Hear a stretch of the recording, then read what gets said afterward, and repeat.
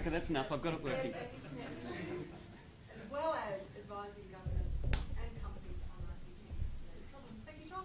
And we're out of time. No. Okay. I was going to show you some real things to really work. I might. No, there's popping noise coming through the speaker. Yeah. I just wanted to explain to you my business model for open source, open access first, which is I'm a professional expert.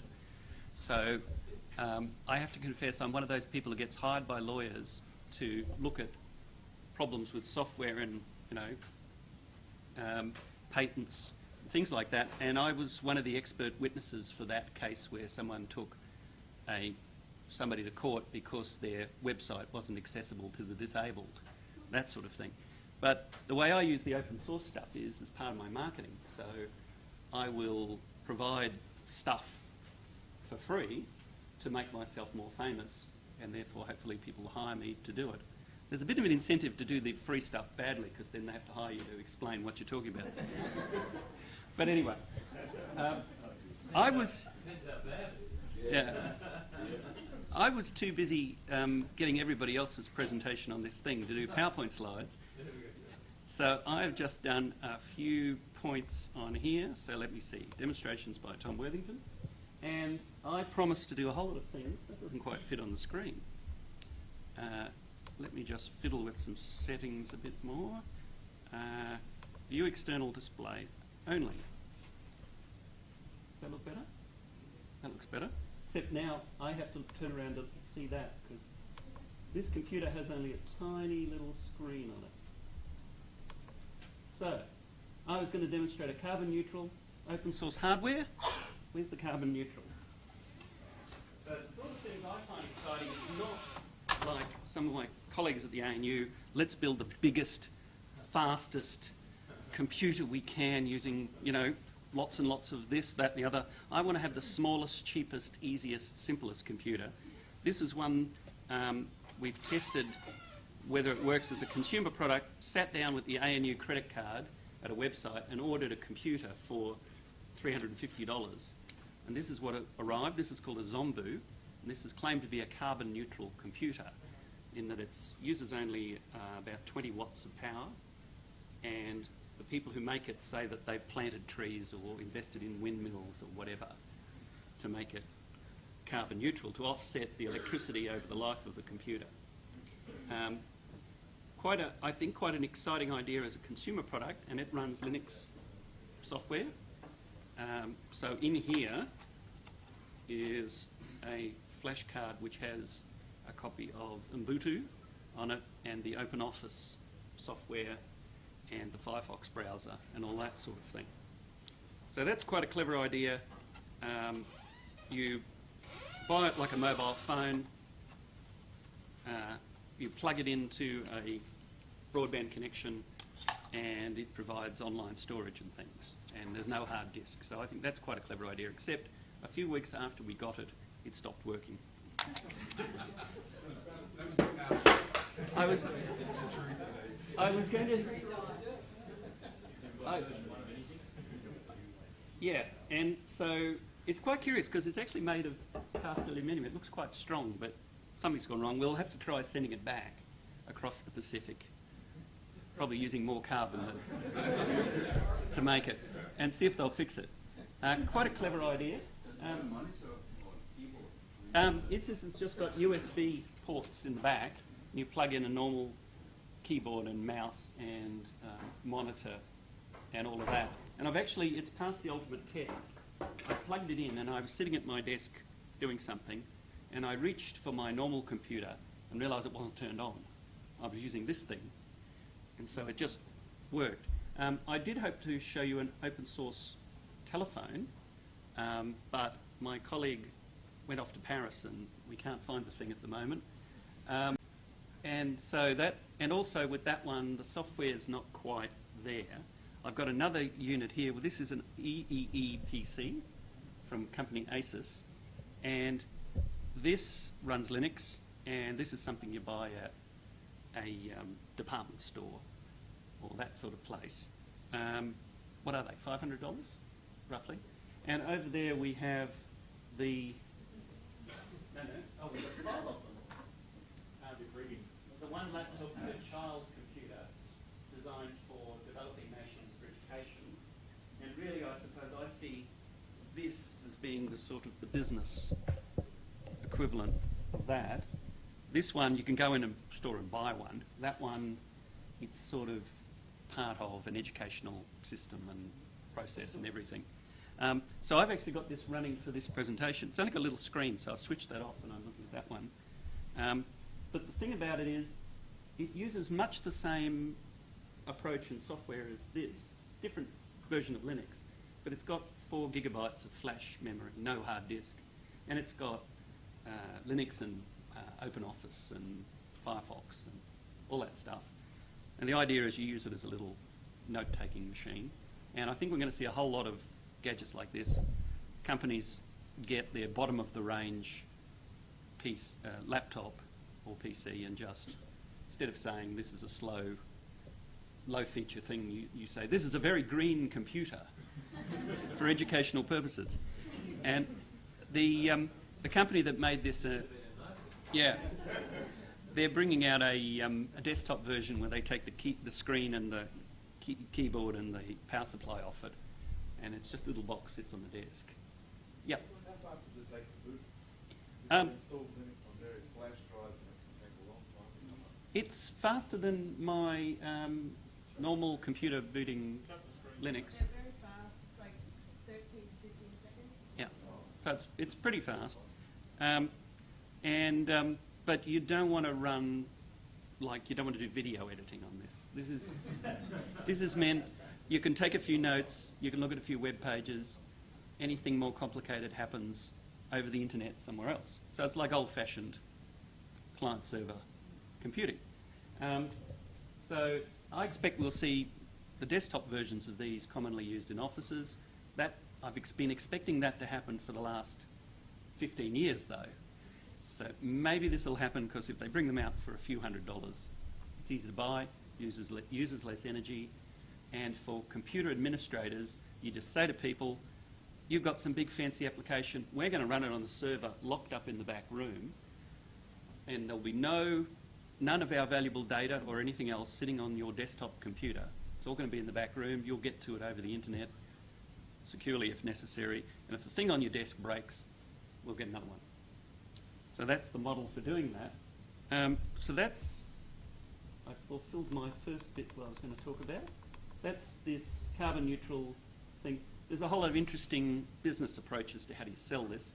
This one, they'll actually sell it like a mobile phone where if you're willing to pay per month for online storage, then the hardware costs you less and they've locked you into a contract. And that sort of thing is happening. So we're going to see lots of those little low-power computers. The problem is, in terms of its environmental credentials, there are no standards yet to compare them with.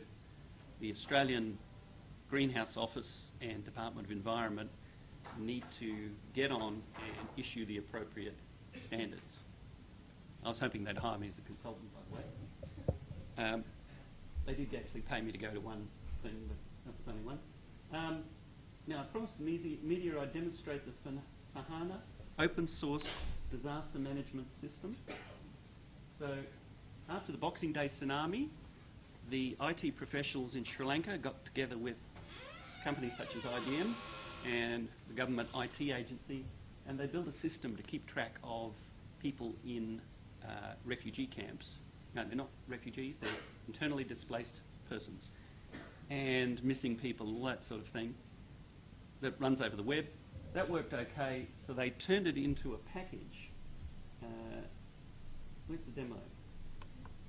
And so they took the usual set of open source tools and wrote a fairly simple little database application where you can track missing persons, have a registry of people who are in a particular camp being looked after. Oh, I forgot the password.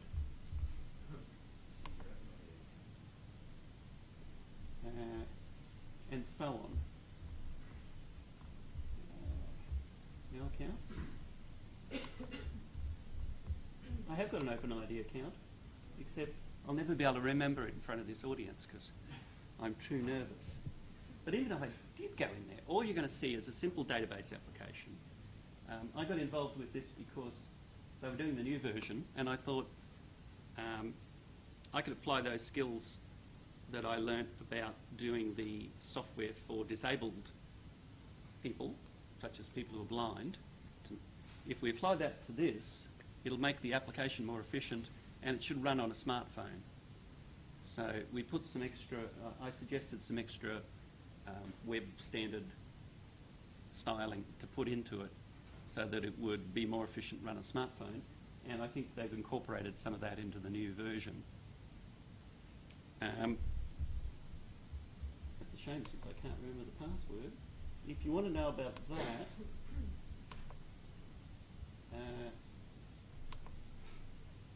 I teach this to the students in tedious detail, and every now and then we change the particular disaster we're talking about. So this one's actually talking about what would you do in a bird flu outbreak, but it's the same software, and I think there's some examples of what it looks like down here somewhere. Let's have a look. Okay. That's what the original version looked like, and what I said to them was take this big graphic off the top of the screen, leave the other one of the national symbol on, because I had a student who did research that shows that people actually take notice of the logo. There's a whole area of research in how to have a credible looking website, which we believe. So what we did was we calculated how much stuff it used, and I'm just trying to find an example, and we ended up with, there we go, that, which looks much the same as it did before, except we've taken the logo off the top. We did this with cascading style sheets and everything, and it's much more efficient technically, and also what happens is when you do it on a mobile phone, there's this part of the W3C web standards, the phone says, oh, here's a web page. Ah, it has special features for mobile phones. I will therefore activate those features. And it changes the shape and look of the web page to work on the phone. And it actually eliminates some of the graphics because they're too big, and it puts the menu at the top of the page and does all those sorts of things. And a version of that is in version 2 of the Sahana system, and it's been used for mudslides and earthquakes and so forth. Ken got me involved in doing it for Indonesia, in Indonesian, for example, for some of their earthquake disasters. The point about that is they're using the usual open source tools. It's designed to run on low power, old computers, and therefore, because in a disaster situation you have to make do with what you've got. So, for example, you might have a school with some computers, you can use the computers. In the case of Hurricane Katrina, they had a school with computers, but the non-open source disaster software from the US government wouldn't run on the computers that were available. The people in Sri Lanka said, oh, should we offer our assistance? I said, don't bother. I don't think, the US government will accept technical assistance from you. It just, they'd rather just not have it work, I suspect. But, which is a bit sad. But the idea is you just get the software off the web, download it, and make use of it. And that frees up a whole lot of barriers that you normally have in that. And there's some assistance built into it. I'm just trying to get back. So that's Sahana, and we give the ANU students little exercises on how do you design such an application. And I think we're doing something on tsunami warning systems this semester. Another example of these things I use is, this is in the same implementation of Moodle with this conference event. We've got the website. I actually got my ISP to set this up for running commercial courses. So I give courses to public servants mainly, and I gave one to ones in New South Wales. And so what happens is I get them to put computers in a room for 24 people and a screen and projector just like this and an internet connection, and then I give them a web address of the Moodle course, and they all log on. I get out the front, present a bit, and then they do exercises. And I'm using the open source software from Moodle to do that. Because I'm clever, I can get it to work myself. If I'm not, I can pay the Moodle company to help me with it. And then they do the exercises online, and then I can see who's up to where, somewhere. And it kind of works rather neatly. And that's a West Australian company produced this software. And the ANU does use it for some applications, by the way. But it's the same thing we're using here today, and you can put in news feeds and all that sort of thing. It doesn't look very pretty, but it's very efficient. And I'll be using that for National Archives of Australia for teaching electronic document management to the public service. And the last little one was open access. That's wrong. Hang on a minute. Okay. Just cover your eyes while I type in this web address.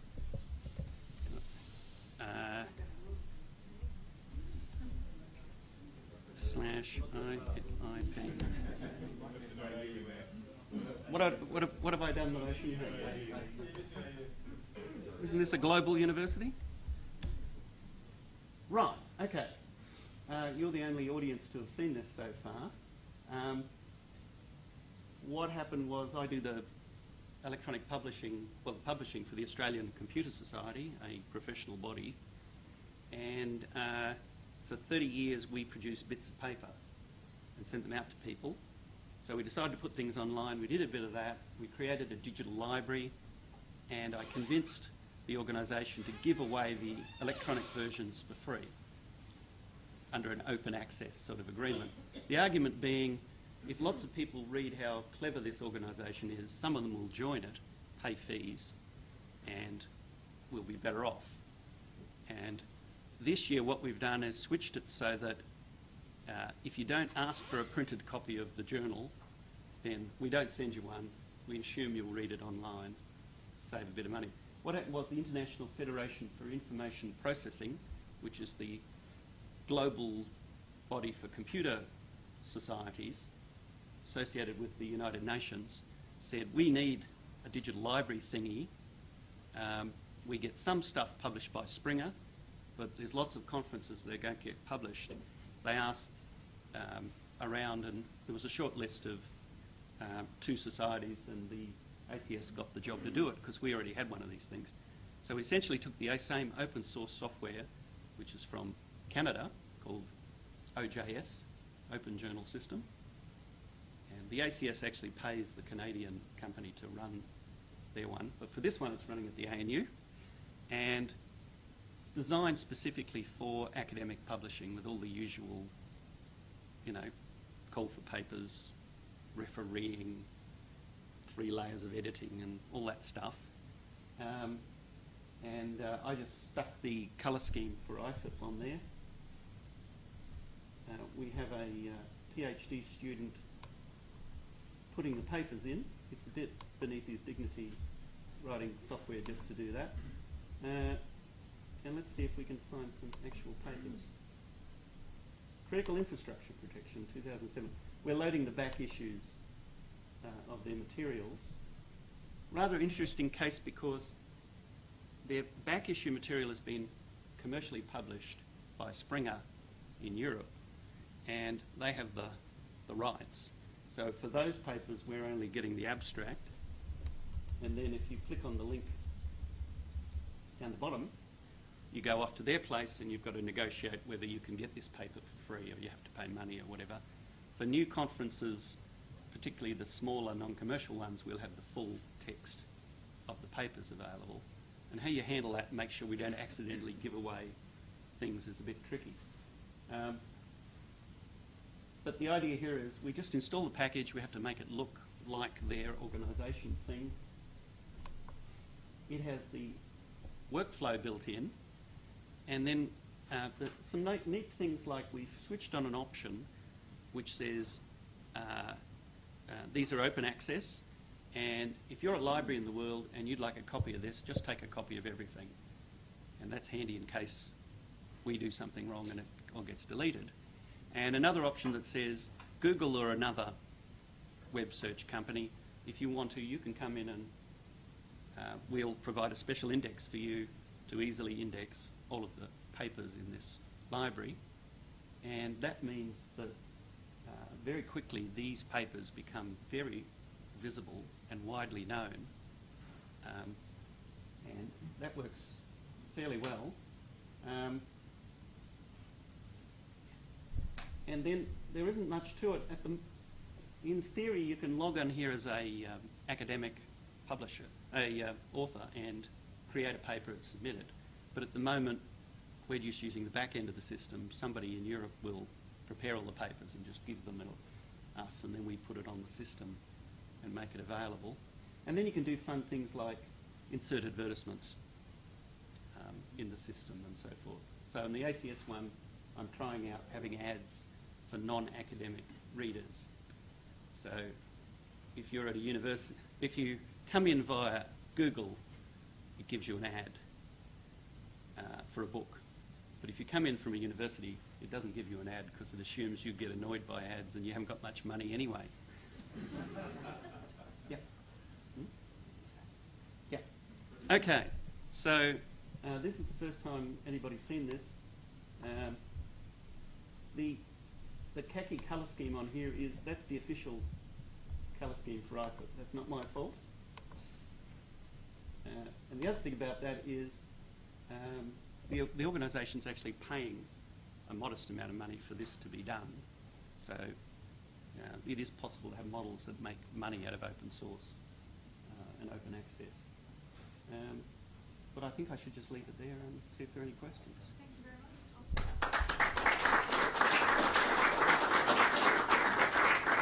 We've got time for a couple of questions. Just if you want to start setting up, that'd be great. Tom, just in terms of the new products that are around, is there anywhere that you know of that, I guess, tracks the latest release onto the market? Whether it's green technology and the various flags, or whether it's, open source or the sort of $500. Is there something out there that's promoting that kind of leading edge devices, or is it something that just we can turn to the traditional media? I find the traditional media very useful for filtering out lots of the nonsense. So quite often I'll blog something, but I will have first learnt about it from the Australian or somewhere, and then I'll go back to the source that they got it from and check out that it was really true and write about it. So they're quite good. There's lots of blogs on this subject. There are organisations that tell people about various disciplines. There's organisations for teachers who are doing computing, for example, schools issues, that sort of thing. And I think you've got to get away from the idea that there's a central source of information in this area. And also there are disagreements. For example, about the OLPC. Not everybody thinks it's a good idea in terms of the hardware and also the approach it's taking. Not everybody thinks this is a good idea as well. And a lot of people think that this one with its mobile phone business model is terrible. I know over lunch we probably had this discussion, but I just want to make the point that I believe that ACES is actually being marketed as an educational tool to children. And one of the interesting things about it is, and the reason why it's very difficult to get, is because it's just exploded into a market they didn't think it would go to, which is people like you and I. And so I think it's interesting that there's actually two units there, both made in the United States, both running Linux, both using the model of let's get it down to a very low amount. So I think we're seeing a trend here of, basically disposable computers. Because part of the reason for this is they marketed and found, parents parents don't want to buy their kids laptops because they're a couple grand. You know, Well, kids lose things, drop them, whatever. When you get a computer down to this price, and 500 minutes to pay for it, if you get it down to a couple $100, you know, it's, you're going to walk into a newsagent and buy it. Well, and so it becomes, you know, like a pad of paper rather than the big piece of paper. it is plenty of money. A colleague of mine sat down and said, "Oh, I was in Harvey Norman, and the next thing I knew, I had an Asus EEE PC." He just saw one and bought it. That's my point. These weren't designed. I don't believe these were designed for schools. I've been buying little computers like this for decades. Even ones running MS-DOS and works for text screens. And I think they've just taken a Asian computer, put a Western keyboard on it, stuck Linux in it, and hoped someone would buy it. There is a school in Queensland that's bought 80 of them, I think. I don't know where they're where they're headed, but I'm pretty sure they run out of Taiwan, and Yeah, that's what yeah. they've stolen all the stuff from just the Taiwan China market. Our student net schools are telling us that they're very popular in schools, and some of the schools are Microsoft-oriented schools, and Microsoft is committed to bringing out a Windows version as well. There's a Windows XP version that's slightly more expensive, and I think they were saying they were expecting to sell 60% Windows, 40% Linux with the machines. It might be suitable for primary school children. For secondary school children, I think you might want something that's a bit bigger. But I think we'll see lots of this sort of thing, and some will be more open than others. I just want to say no to the disposable aspect of it, especially in relation to LSC. Part of the design function there is that it is not actually disposable, and it has a longer life than most of our gadgets. That the components are recyclable. More importantly, that if it breaks, you can fix it. And that once it's all together. That I only just discovered this with stuff called Magazine, and their phrase is, if you can't open it, you don't own it. So the little cover you put the computer there, I would say, why would you be sending that back across the Pacific? Why aren't you opening it and fixing the bad side of it or whatever? Well, I was going to test whether they would actually replace it. I actually did take it apart, I must confess. After it broke. In a way, they should last longer because it's like a computer terminal, and all the things that you need to upgrade and change all the time are in the remote server somewhere. So environmentally, that should be quite good. Yeah, and the battery can be changed and all that. Yeah, but I should get out of the way.